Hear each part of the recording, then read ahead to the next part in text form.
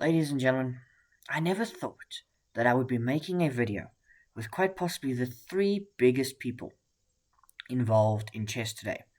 And they're not players. I'm not talking about chess players per se, although two of them are, and I imagine the third is a chess player. I'm talking about the FIDE president, or a very influential FIDE player, personnel, don't think he's the president, Emil Sutovsky. I'm talking about, of course, GothamChess. He will be all over the thumbnail and the description. And Sagar Shah. Now, each of these people shaped the chess world in their own way.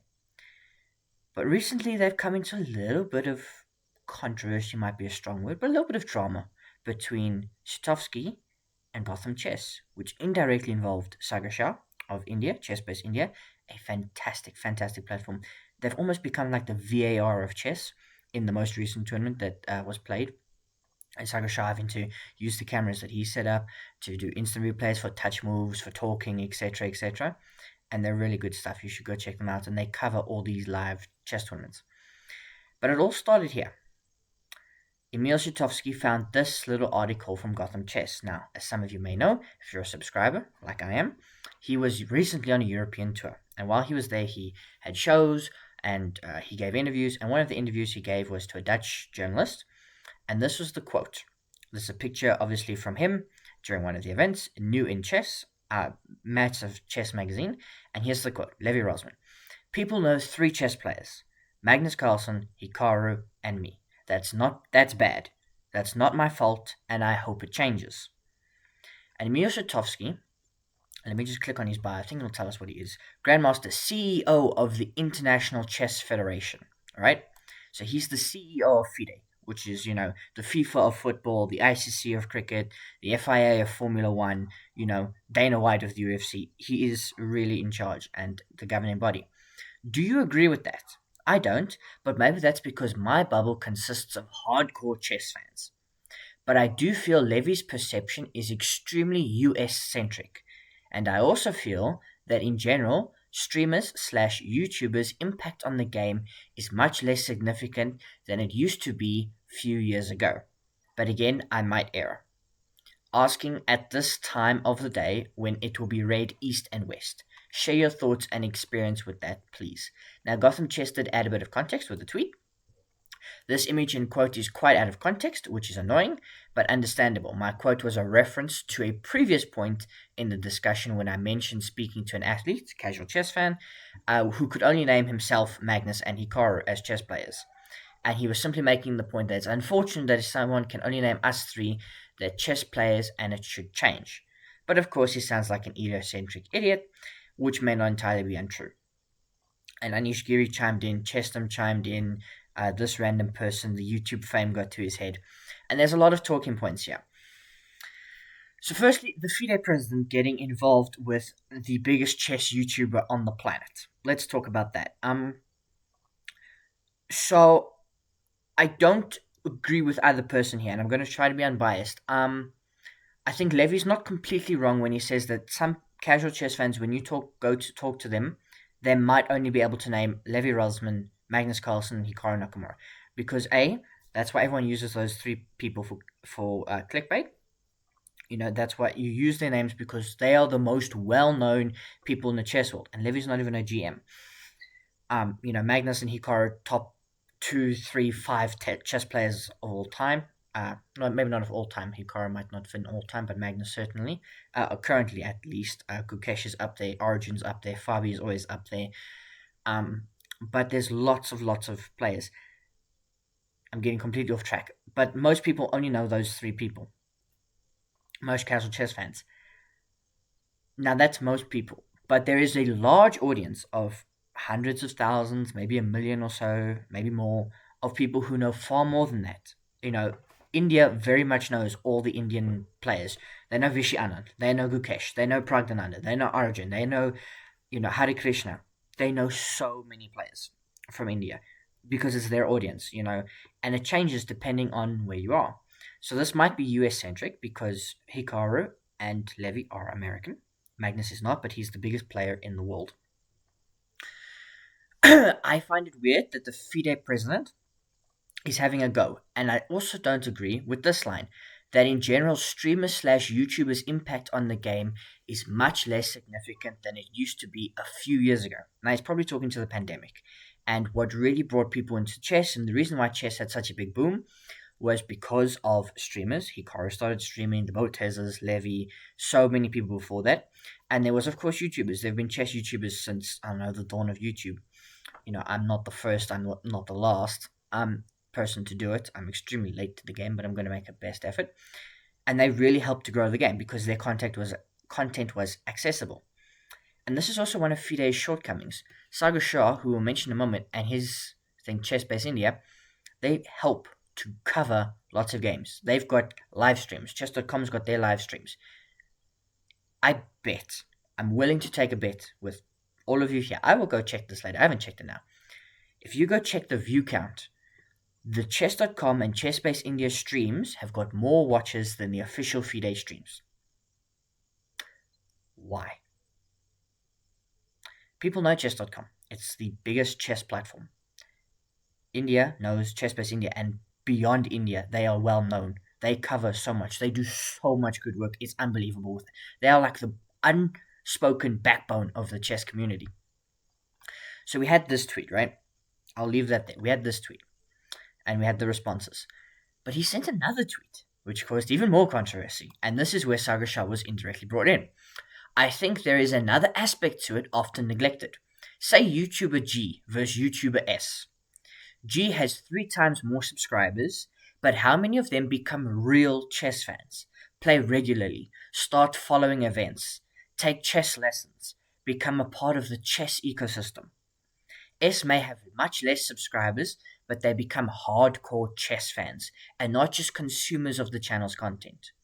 Whose contribution to the chess world is more important? I go with S. Now, of course, Anish Giri, the future president of FIDE, the reference to Sagar Shah and GothamChess is very subtle. Yeah, this was very unsubtle by the FIDE president, FIDE CEO, comparing GothamChess and Sagar Shah. Now, I have a few problems with this. Now, I'm not taking a side. I don't think it's right that you can just call out the governing body of FIDE, but when the CEO is literally typing a tweet, yeah, I have no problem having a go at it, even though I'm planning a FIDE event in a few days. 8 days to be exact when this video comes out. So one, and this is a thing, I'm a Man United supporter, long-suffering Man United supporter. You don't have to bring it up in the comments. Feel free to do if you want to take a cheap shot. But recently, Sir Jim Ratcliffe gave an interview, and he talked about real Man United fans, and they were people who had season tickets and came to all the games. Basically, people who spent money in the club. And I disagreed with that, because a real Man United fan was people who were living in America and waking up at godforsaken times to watch games. People who lived all over the world and waking up or staying up to whatever hour to watch Man United games, to support, to watch the game, to, buy the shirts or whatever. It's not just people with a season ticket. Much the same, I would ask, what is a real chess fan? I don't take lessons. I make YouTube videos. I follow some events. I don't follow all of them. Play regularly. I mean, yes, I'm playing an event, and I play over-the-board chess semi-regularly, and I play a couple online games a day. Is that regularly for you? What does play regularly mean? Play over-the-board chess regularly? Like an event every month, or what? What is a real chess fan? What is a hardcore chess fan? Like, I get it. You can get some casual chess fans that maybe only watch YouTube videos. They don't really play. They've got a chess.com account. They might play a bullet game on the toilet or whatever.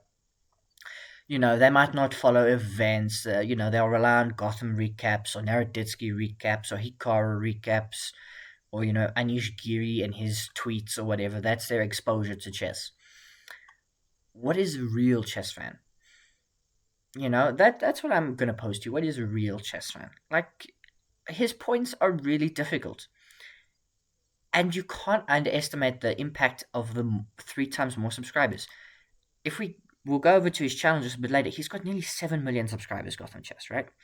7 million people. I'm rounding off. It's 6 point something, but we'll call it 7. 7 million people, right? How can he have that big an audience and some of them don't take it seriously? How many of them are GMs that are subscribed to his channel, that watch because he makes content really interesting and engaging? And if people watch and don't want to play a FIDE event because their area maybe doesn't have or whatever, and chess lessons are expensive, right? Like I don't take chess lessons. I'm playing events. I play on my phone. I don't have money to take proper chess lessons.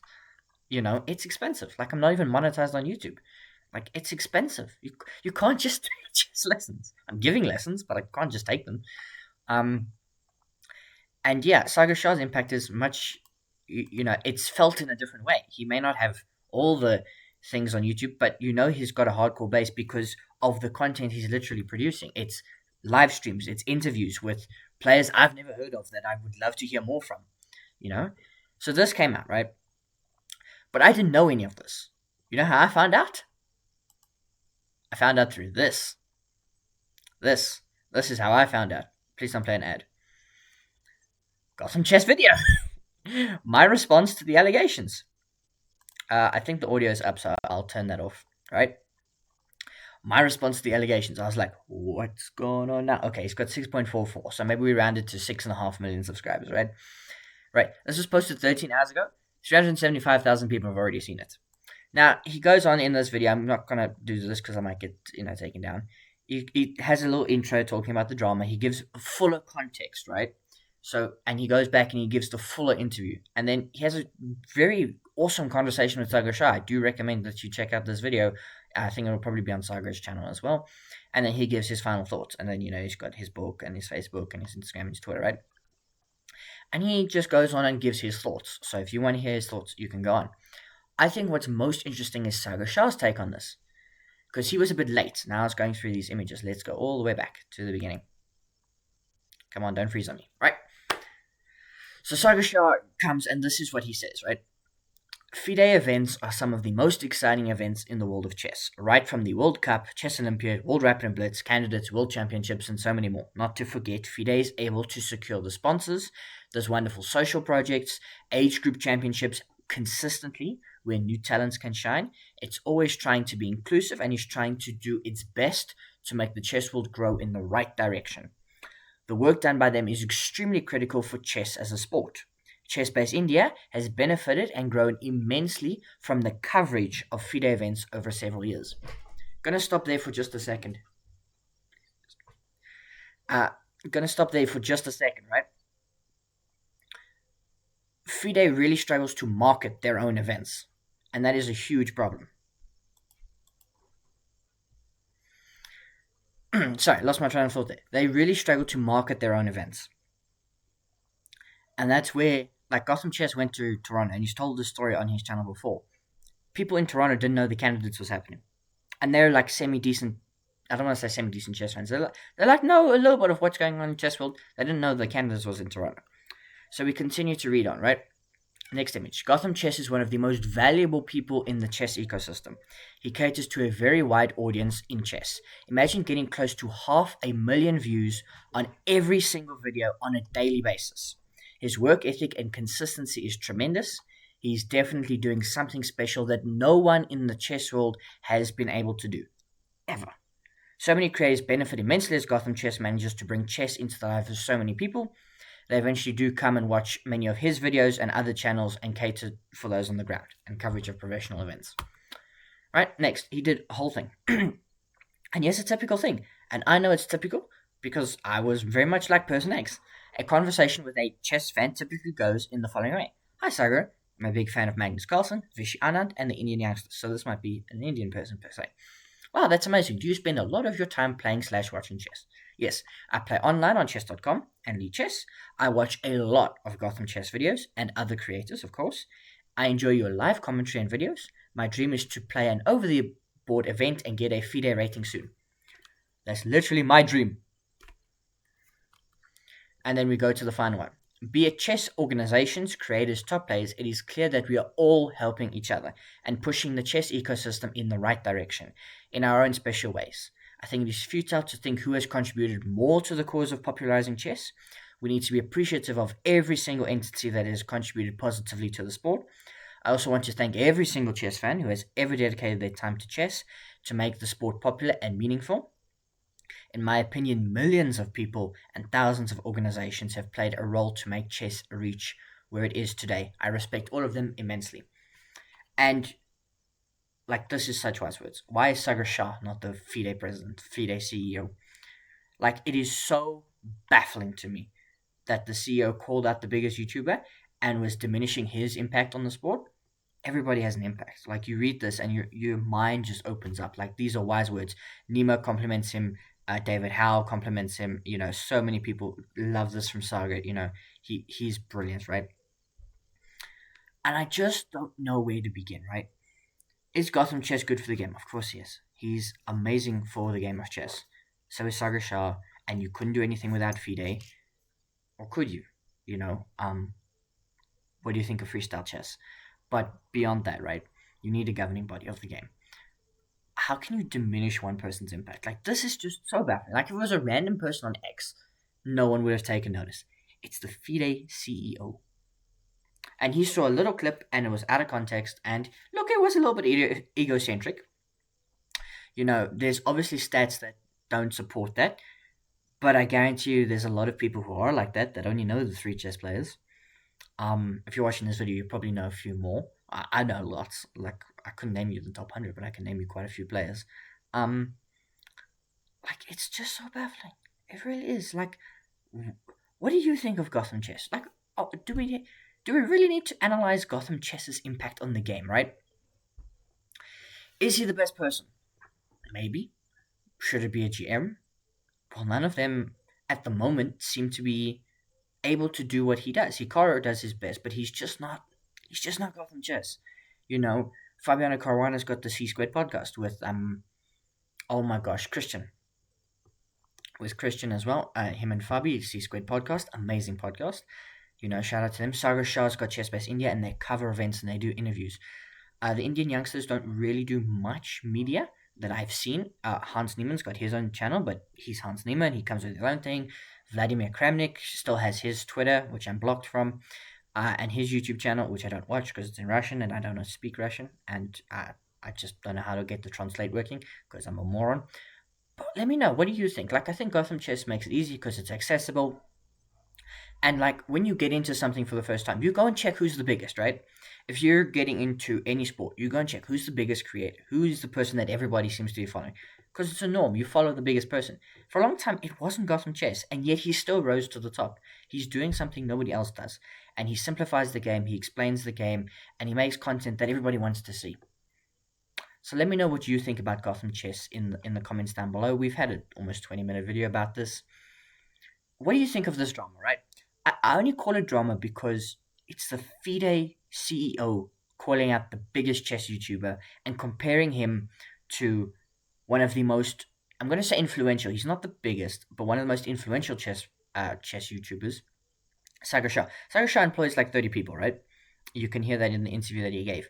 And it covers events. And now that he's at these events, right, he's also the VAR of chess. Like, because he's got the phone and everything, they can go back and check, did players accidentally touch pieces? Did they? Like, now, remember, at your local game, if there's no camera filming anything, you can't claim touch move. It's really difficult.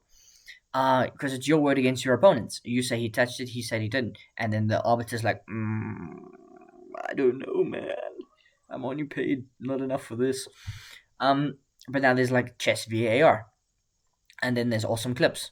And chess players either don't have media training or just ignore it and just be themselves all the time, which is amazing for content and just amazing in general because you get to see them be themselves.